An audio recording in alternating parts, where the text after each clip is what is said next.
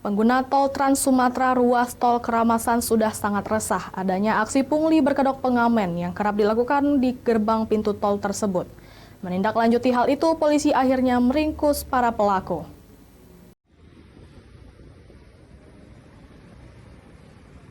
Para pengguna tol Trans Sumatera, khususnya ruas tol Keramasan, sangat resah atas ulah pelaku pungli yang kerap beraksi di pintu gerbang tol Keramasan tersebut. Pungli yang dilakukan ini berkedok menghibur pengguna tol yang melintas dengan mengamen membawakan lagu-lagu. Namun yang membuat pengguna tol kesal, jika tidak diberi uang maka para pelaku pungli ini justru main kasar dan mengarah kriminalitas. Menindaklanjuti keresahan pengguna jalan, tim Samapta Polres Ogan Ilir bergerak cepat dengan mengamankan pelaku. Polisi menelusuri sepanjang jalan tol hingga menemukan kawanan pelaku pungli yang didominasi anak muda itu. Para pelaku kemudian langsung digelandang ke Mapolres Ogan Ilir berikut sejumlah uang sebagai barang bukti. Saat ini kami berada di seputaran pintu tol Keramasan, mengantisipasi kejahatan jalanan, pungli maupun begal.